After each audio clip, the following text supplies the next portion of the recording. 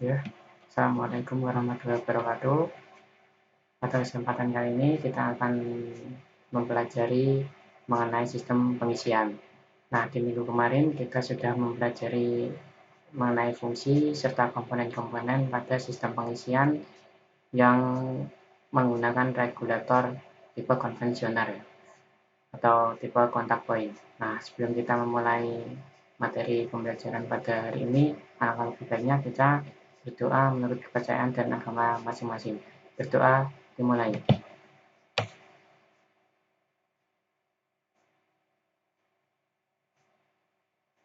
Berdoa selesai. Nah, langsung saja kita ke materinya. Nah, kita akan mempelajari mengenai sistem pengisian. Nah, kemarin kita telah mengetahui ya, untuk fungsi dari sistem pengisian itu menjamin energi listrik dalam baterai dengan mengisi kembali baterai setelah dipakai, serta memberikan arus listrik ke seluruh sistem kelistrikan setelah mesin hidup. Nah, untuk prinsip-prinsipnya kemarin sudah ya, prinsip generator seperti ini. Untuk prinsip alternator juga sudah. Nah, ini ada materi baru ya. Ini ada pembangkitan arus bolak-balik. Nah, ini ada gambarnya, gambar mengenai pembangkitan arus bolak-balik ya. Saat magnet berputar di dalam kumparan, maka timbul arus bolak-balik pada kumparan tersebut. Nah, itu kan magnetnya itu kalau di alternator itu kan di rotor coilnya, terus untuk kumparannya itu di statornya. Maka timbul arus bolak-balik pada kumparan. Nah, untuk hubungan arus yang dibangkitkan dan posisi magnet itu 0 dan 180 derajat. Kita lihat di gambarnya ya, itu arus yang dibangkitkan adalah 0. Nah, untuk 90 derajat, arus yang dibangkitkan itu maksimum positif ya. Di atas, paling atas itu positif. Nah, untuk 270 derajat, arus yang dibangkitkan itu maksimum negatif. Nah, itu kita bisa lihat. Nah, lalu ada arus bolak-balik 3 fase. Alternator sendiri itu terdapat 3 kumparan yang berjarak 120 derajat. Nah, saat alternator berputar, kumparan timbul arus bolak-balik atau di statornya ya. Alternator membangkitkan arus bolak-balik 3 fase. Ini cara penyambungan pada alternator ya, pada kumparan itu menggunakan hubungan Y atau star atau bintang, dan yang satunya itu ada hubungan delta ya. Kita ke hubungan Y terlebih dahulu, itu bisa dilihat ya, itu hubungan Y di mana ujung dari tiap kumparan dihubungkan menjadi satu di neutral point ya. Itu di mana sambungan atau titik tengah kumparannya itu di titik netral atau neutral point. Itu untuk sambungan yang hubungan Y atau star atau bintang. Nah, untuk yang delta itu ujung tiap kumparan dihubungkan ke awal dari kumparan lain. Bisa lihat di gambarnya, untuk ketiga kumparan tersebut dihubungkan secara seri. Itu untuk cara penyambungannya ada dua, yaitu hubungan Y, star atau bintang, dan hubungan delta. Nah, alternator sendiri itu menggunakan hubungan Y. Karena apa? Alasannya yaitu yang pertama, penghubungan kumparan sederhana. Dan ini lebih sederhana dibandingkan dengan hubungan delta ya. Lalu tegangan output yang dihasilkan itu lebih besar, terus mempunyai titik netral yang dapat digunakan. Setelah yang terakhir itu pada putaran rendah itu outputnya itu lebih baik ya. Meskipun kurang baik saat arus output maksimum atau di putaran tingginya itu kurang baik ya. Itu mengapa alternator itu menggunakan hubungan Y. Nah, untuk penyarahan itu seperti ini menggunakan delta ya. Itu ada gambar starter coilnya, atau tadi menggunakan alternator menggunakan hubungan Y. Di sebelah kanannya itu ada dioda ya. Nah, proses penyarahan adalah untuk merubah arus bolak-balik menjadi arus searah. Ini kan nanti melakukan pengisian di baterai. Baterai itu kan arusnya arus searah atau arus DC. Jadinya sebelum masuk ke baterai harus dirubah dulu dari arus AC yang dihasilkan di starter coil menjadi arus DC atau dilakukan penyerahan di dioda tersebut, lalu baru ke baterai. Nah, untuk proses penyerahan ini menggunakan dioda. Penggunaan diodanya bermacam-macam, ada yang menggunakan 6, 8, 9, atau 11 dioda. Nah, untuk catatannya itu dilarang melepas baterai pada saat mesin hidup. Ini akan menyebabkan dioda rusak atau jebol akibat arus besar yang melewati dioda tersebut. Ya, berarti karena kalau melepas baterai itu nanti tidak ada tujuannya ya, jadinya itu nanti arus semuanya itu akan masuk ke diodanya, arus dari starter coilnya. Kalau ada baterai kan arus dari starter coil ke dioda nanti ke baterai sedikit demi sedikit ya.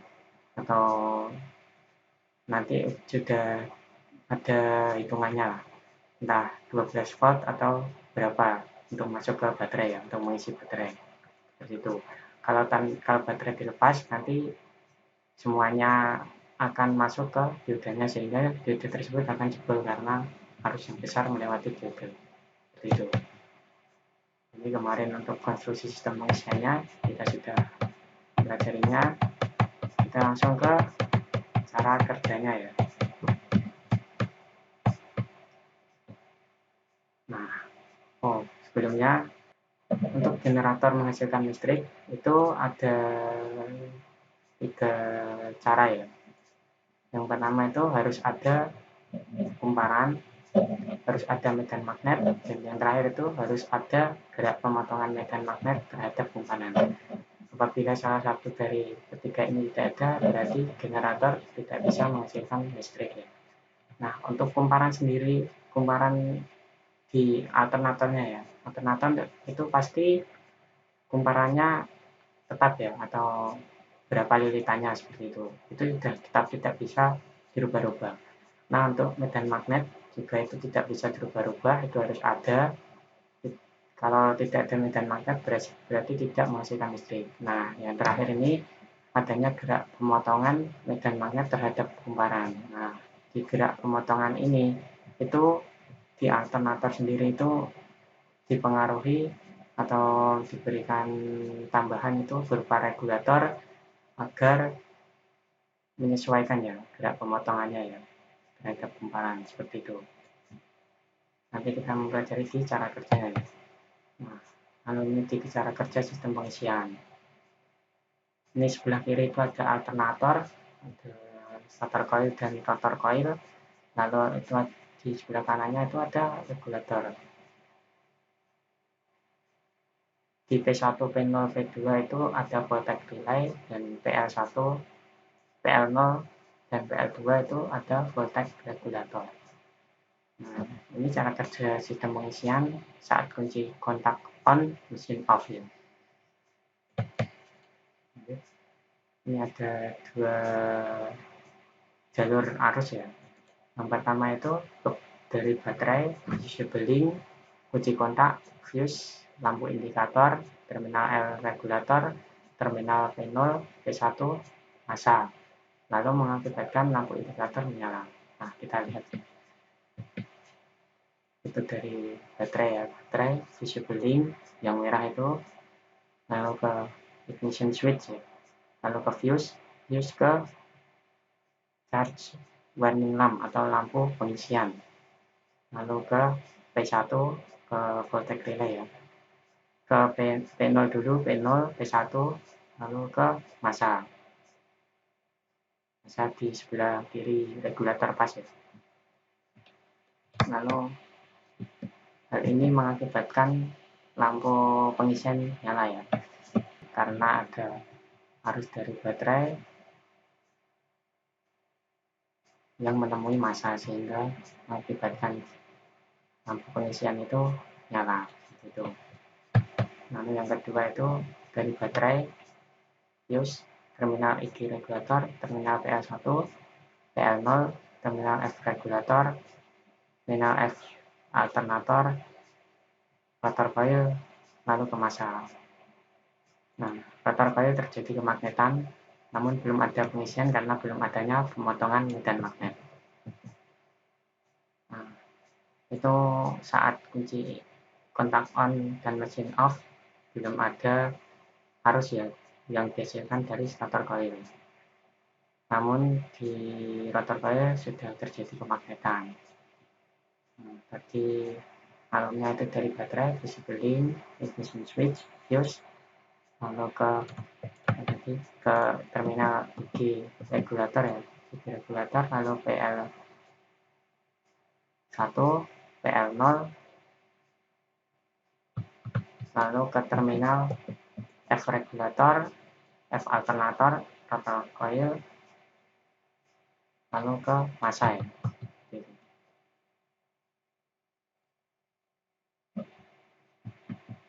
Itu tadi saat kunci kontak on, mesin off. Lalu saat kecepatan rendah, ini di starter coil sudah mulai menghasilkan arus bolak-balik yang nantinya akan bisa arahkan di diode untuk melakukan pengisian di baterai. Itu kita langsung aja. Nah, yang pertama itu ada timbul arus pengisian melalui terminal N alternator. Terminal N alternator, lalu ke terminal N regulator, voltage relay, ke massa. Voltage relay terjadi kemagnetan sehingga terminal P0 terhubung dengan P2 yang menyebabkan lampu indikator akan mati karena tidak mendapat massa atau ground. Kita lihat nih. Nah, itu di terminal N ya. Stator coil mulai menghasilkan arus, lalu arus menuju ke terminal N alternator, lalu N regulator, lalu ke voltage relay ke massa. Nah, karena adanya arus tadi yang melewati massa dan adanya kumparan di voltage relay mengakibatkan terjadinya medan magnet, sehingga P0 akan menempel ke P2. Hal ini akan mengakibatkan lampu pengisian akan mati karena tidak mendapatkan massa. Itu karena P2 itu tidak, itu P2-nya itu berhubungan dengan B ya, B regulator dan B alternator, sehingga tidak mendapatkan massa. Seperti itu. Lalu yang kedua, terminal B alternator juga timbul arus, namun sudah dirubah menjadi DC oleh beberapa pasang diode alternator untuk mengisi baterai. Nah, itu tadi ya, terminal B alternator, itu di sebelah kiri terminal B itu ada diodenya. Lalu melakukan pengisian ke baterai. Nah, tiga, karena arus yang dihasilkan kecil, maka voltage regulator belum timbul kemagnetan yang kuat sehingga PL0 masih berhubungan dengan PL1. Namun dalam kondisi tetap terjadi pengisian dikarenakan rotor coil menghasilkan kemagnetan yang besar karena langsung mendapat tegangan dari baterai tanpa melewati hambatan R. Itu ini ya, di voltage regulatornya itu belum mengalami kemagnetan ya, atau belum timbul kemagnetan yang kuat seperti itu. Yang terakhir itu dari baterai ke fuse, terminal IG regulator, terminal PL1, PL0, terminal F regulator, terminal F alternator, lalu ke massa. Seperti yang pertama tadi ya.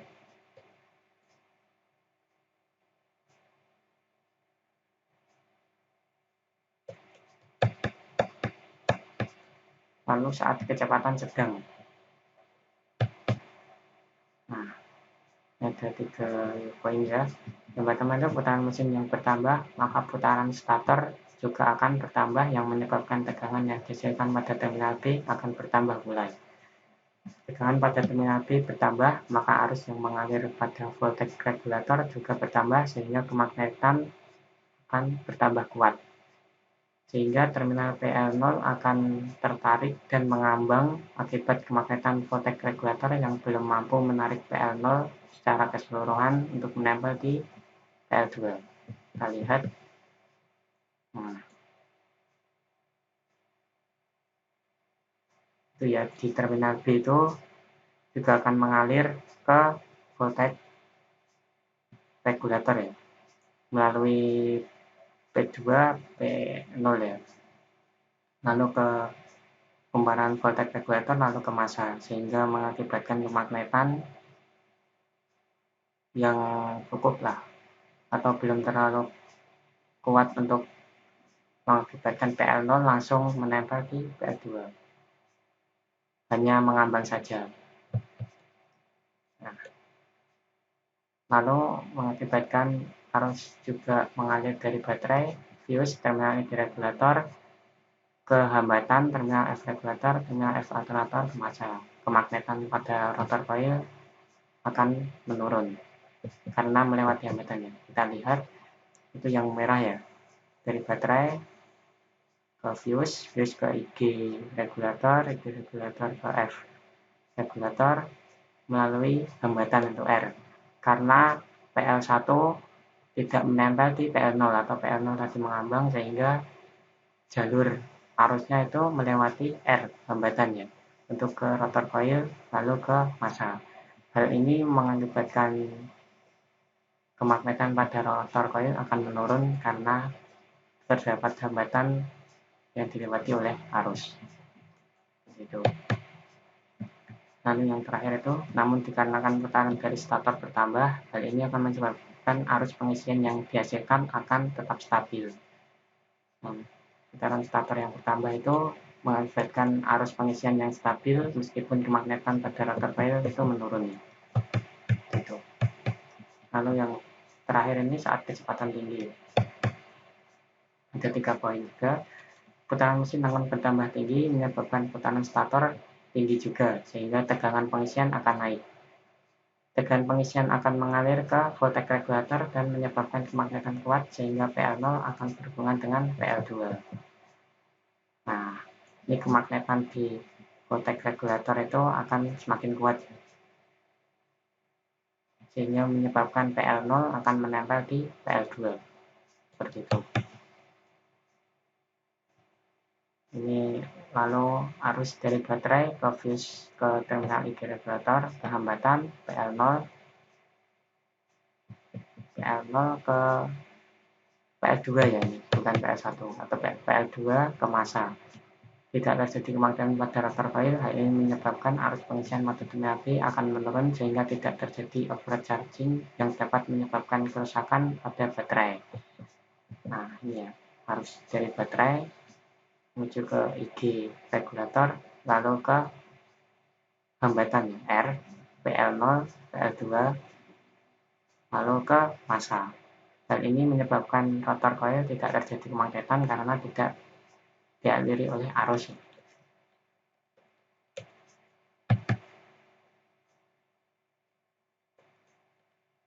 Nah, lalu terakhir, ketika arus pengisian melemah, maka kemagnetan pada voltage regulator juga melemah sehingga PL0 kembali menempel pada PL1. Nah, setelah ini itu kan nanti arus pengisiannya akan melemah ya, karena tidak terdapat kemagnetan di rotor coil. Lalu akan kembali seperti awal tadi, PL0 akan menempel di PL1. Nanti diulang secara terus-menerus ya. Hal ini akan terjadi secara berulang-ulang untuk mengamankan sistem pengisian. Nah, seperti itu. Itu untuk cara kerja dari sistem pengisian yang konvensional atau menggunakan regulator kontak point. Mungkin cukup itu pembelajaran atau materi dari sistem pengisian di konvensional ini atau menggunakan regulator kontak point. Untuk materi minggu depan itu akan mempelajari tentang sistem pengisian yang AC regulator. Nah, apabila ada pertanyaan mengenai sistem pengisian regulator kontak point ini bisa ditanyakan langsung melalui chat via WA atau langsung di Google Classroom. Mungkin sebelum kita tutup pembelajaran pada hari ini, kita berdoa agar pembelajaran hari ini bermanfaat dan bisa menambah pengetahuan dan ilmu. Berdoa menurut bacaan masing-masing. Berdoa dimulai.